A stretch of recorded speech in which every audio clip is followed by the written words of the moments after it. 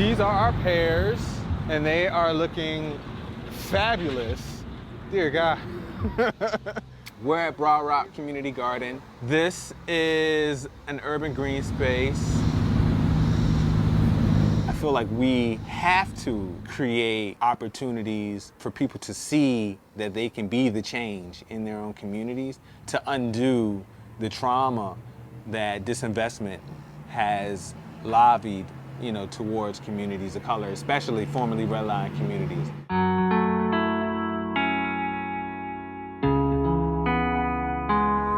Duron Chavis is trying to right an environmental wrong in his neighborhood that's been generations in the making. And these are all major arteries in the city that lack tree canopy. On Richmond's south side, heat radiates from the asphalt and relief is hard to find. This green garden is a way to begin to rectify that, but he says the way his neighborhood is set up today was no mistake. The work that we enjoy doing is working to remedy that neglect. This is a map of Richmond from the 1930s that banks used to determine who to loan to. The neighborhoods highlighted in red, including the south side, were redlined. Looking closer at the reasons, it was redlined because its population was 95% black. This isn't just a Richmond problem. 200 American cities were redlined. Today, the majority of those redlined neighborhoods are primarily black, Latino, and low income. According to research done at the nearby University of Richmond, formerly redlined neighborhoods are, on average, 5 degrees hotter and can be up to 20 degrees hotter than neighborhoods that were not. Because of a lack of investments over decades, formerly redlined neighborhoods have less parks and trees and more asphalt and buildings, leaving folks who lived there more susceptible to heat-related illness and impacts of climate change. This is called the urban heat island effect. What does that say when the neighborhood that you lived in, all the people look like you, and there's all this abandoned property? Then you go across the bridge onto another side of town and you see just all of the things, but none of those folks look like you. I think that does something to the consciousness of a people. We're looking at 17.6 acres that has been designated the first new public park in the south side of the city of Richmond since the 1970s.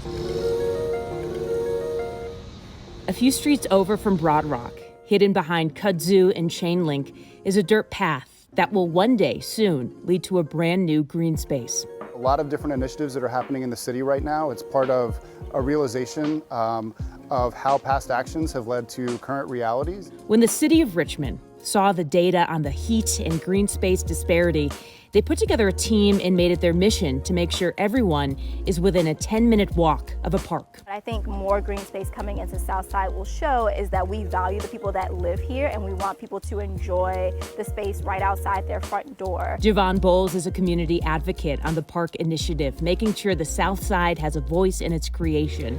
She says while there's excitement around the project, the skepticism of some neighbors cannot be ignored. There has been a lot of broken promises, particularly in the 8th and the 9th district of Southside Richmond. However, a lot of people are also grateful for the opportunity for people to see, again, that there is something beautiful already right here.